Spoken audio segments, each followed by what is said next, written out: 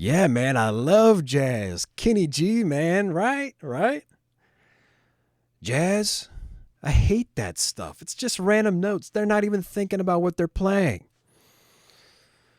Hello, everybody. Welcome to another episode of Live from the Temporal Lobe. My name is Steve. I just want to talk today about a topic that is very close to my heart, something that I love dearly, and I just want to share with everyone because a lot of people, when I talk to them about jazz, that's what our topic is today, jazz. A lot of people have the wrong idea about jazz. There's a lot of misconceptions surrounding it, and I just want to address a few of those today. And I want to go over why do people even like it? Why do I like it? And how do you enjoy it? Like, say you wanted to get into jazz. How do you enjoy jazz? Because a lot of people think if you listen to it once, you don't like it the first time, you're done.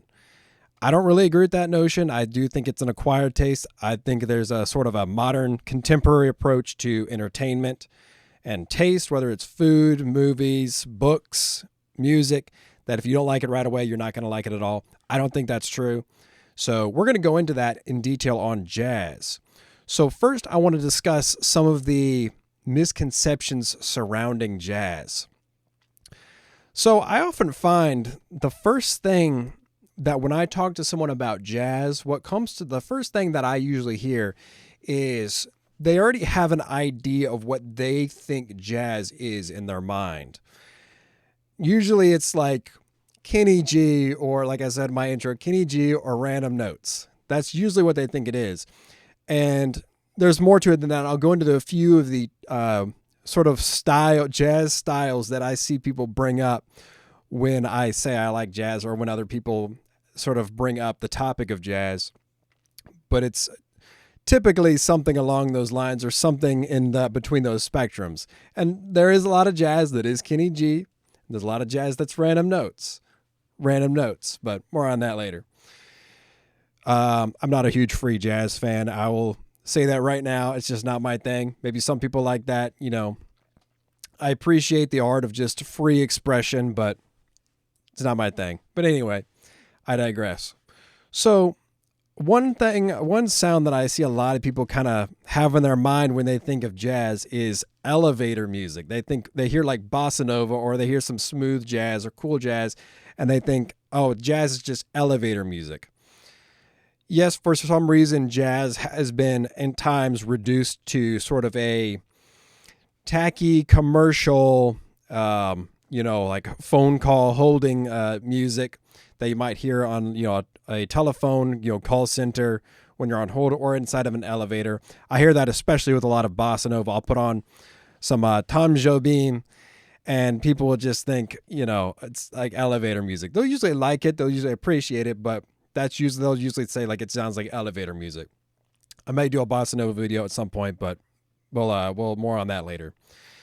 The next thing I hear a lot of people kind of, I don't want to say reduce jazz to, because this is a type of jazz I still very much enjoy, even as a avid jazz listener, is they'll think it's just like Frank Sinatra vocal jazz, which I'm a huge Frank fan. I love Frank Sinatra.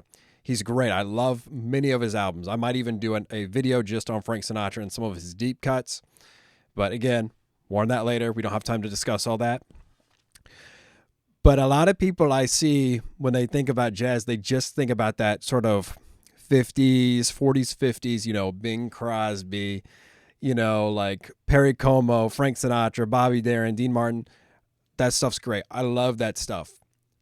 But that's just a small part of the bigger picture of jazz. And it's really not good to just reduce it to just one small compartment, because there's so many different styles. So next, a lot of people say it's just random notes.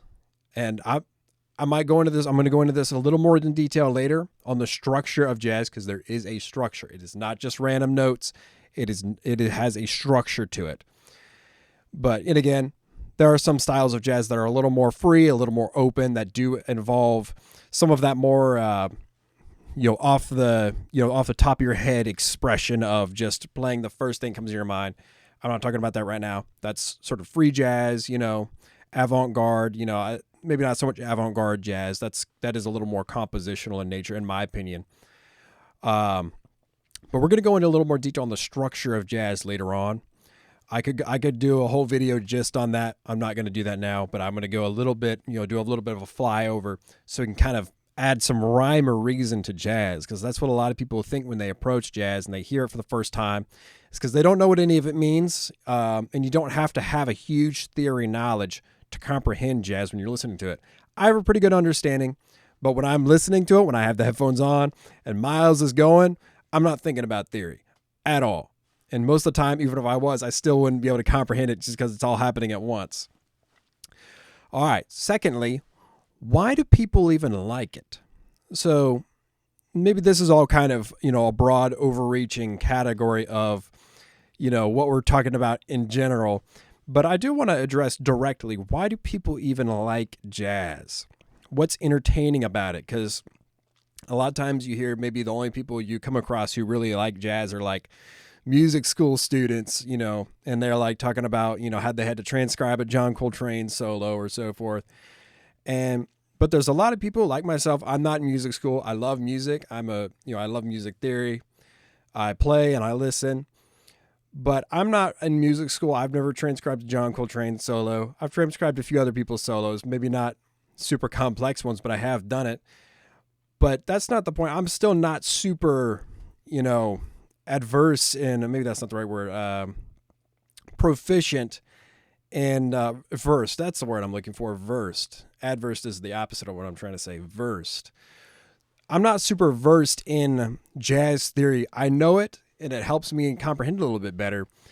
But some of that, like, you don't have to have that knowledge to really get your brain around jazz. So my first point under this second heading is some people did grow up with that broader understanding of various harmonic complexities and rhythmically complex music. I didn't. I kind of had to listen to a lot of jazz before I really got into it. But some people did grow up, especially, some older folks. There was a little more, they might have grown up hearing Frank Sinatra on the radio, and you're hearing those extended chords, those more out of key type sounds and rhythms that you might, and swings that you're not going to hear today. And it can take a little more training and a little more time listening for people like us and my age who didn't really grow up with that to really get used to that sound, because it really is getting used to that sound.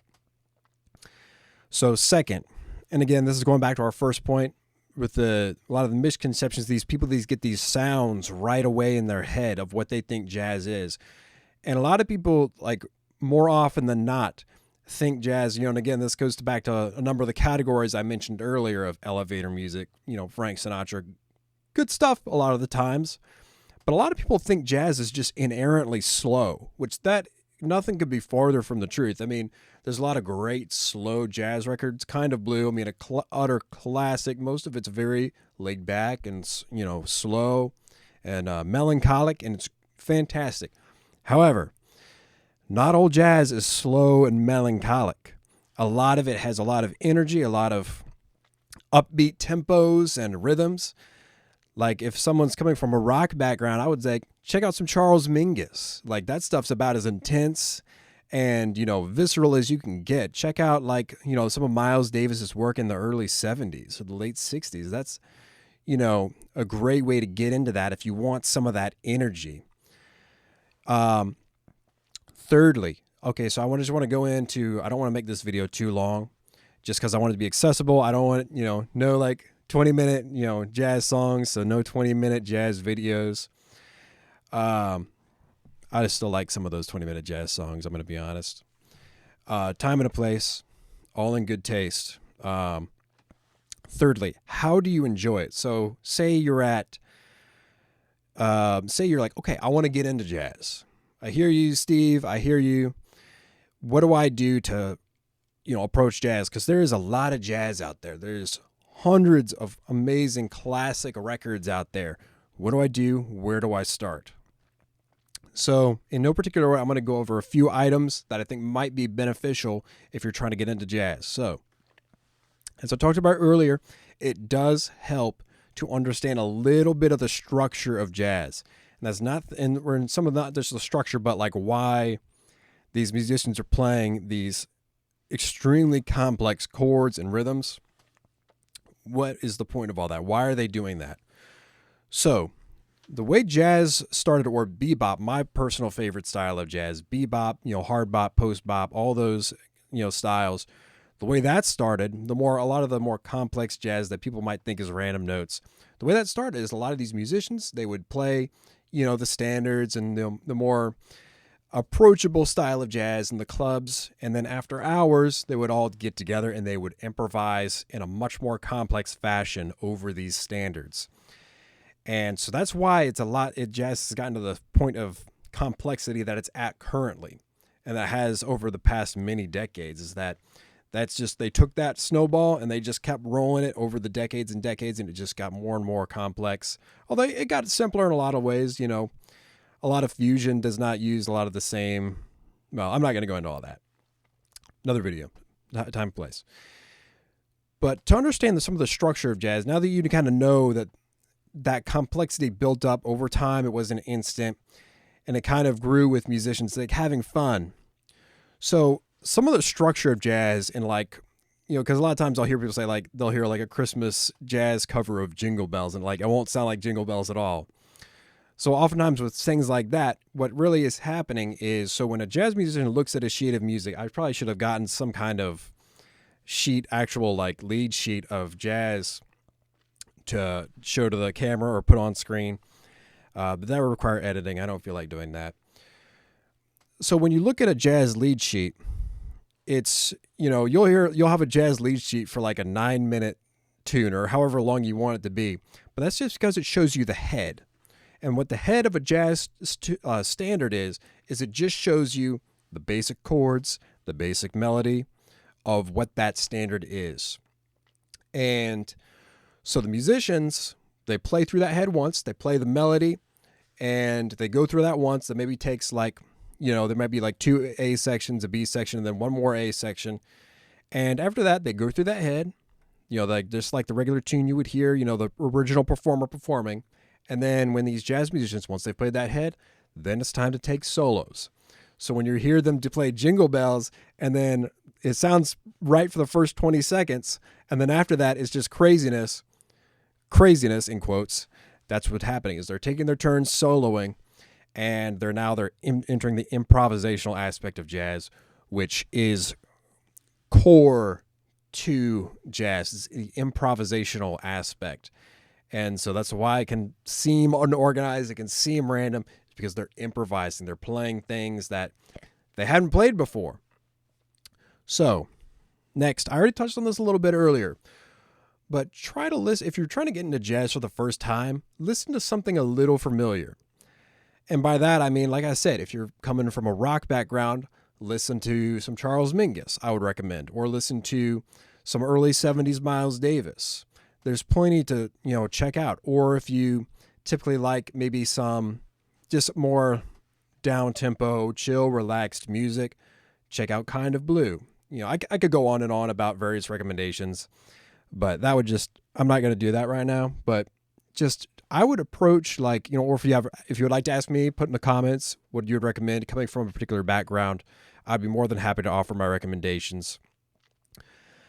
But just try to find something more accessible. If you like rock, try fusion as well. That's a great, place to, step in. If you're more wanting, you've got to have lyrics in your music. If you're just like, a singer-songwriter, you like lyrics, check out Frank Sinatra, some of his deep cuts. Those can be great. Really good lyrics that were, made. A lot of times those were made for Broadway plays or, films, but check those out. There's so many jazz, styles. It's not just, one, bossa nova. It's not just, bebop. There's dozens of types of jazz, and you're never going to run out of there's still, I've been listening to several hundred jazz albums, and I still haven't run out of styles to listen to. Nextly and lastly, again, it's an acquired taste. For many people, it just takes time to get into it. It's a very complex harmonically and rhythmically, and it can just take time to listen to it and, time and time again. I might go over some of the early albums that I listened to that got me into jazz, but just take your time with it. One thing that I like to do, or that I did a lot when I first started listening to jazz, is when you listen to a song, there's so much going on. There's a whole, range of instruments. Just pick one instrument, drums, bass, whatever, just piano. Focus on that and just listen to that and listen to what they're doing. And then occasionally see how those other instruments play in with that one instrument that you focused on. Just take your time with it. Try a variety of styles with jazz, because nowadays a lot of people have this sort of instant musical gratification, as I might call it, where, like I said earlier, if you don't like it right away, it's not your thing. And you might find jazz might not be your thing. You might not be able to get into it. Music is very much a cultural thing. And if you can't really get into the culture of jazz, you might not be able to get into the music at all. Again, I might make I've got so many videos I want to do, but I can't cover them all in one video. But it just might not be something you're able to get into, but don't be afraid to listen to a lot of jazz albums, and a lot of songs, and tunes and, artists before you write it off altogether. You don't have to listen to it. It's, it's not like a crime to not listen to jazz, but it's such a rich part of American culture, and it's such an enjoyable style to listen to, and a lot of people try to listen to it like pop music. You're going to be disappointed if you do that. Let me tell you first, I've done it before. I still find myself doing it occasionally. It's like, where are the hooks? Where are the hooks? That's not what it's about. Take your time, realize you're listening to jazz. And, lastly, just to close on out, I want to reiterate, why I made this video. It's not just, people need to enjoy what I like, that'd be great. But, the reason I made this video is just to help more people get into jazz. Because, like I said, it's such a rich part of American, history and culture. And it seems like nowadays jazz is like the least popular it's ever been. There's always circles here and there. I know people are going to say, oh, it's super popular here. It's like there's always circles of, particular niche interests. But overall, jazz is like not a lot of people listen to it anymore. And I think a lot of people are missing out on such a great, style and, experience. So I'm hoping that this video just helps people get more into jazz, listen to it more, expand their interest, expand their, harmonic and rhythmic ear, especially if you're a musician. Jazz do you wonders as a musician. So thank you all for tuning in. If you haven't subscribed already, please subscribe. That does help the channel. Please like the video, leave a comment, and we'll see you next time. Hopefully some more videos coming out soon. I'm going to try to start uploading a little more consistently, and I'll see you all again soon. Bye-bye.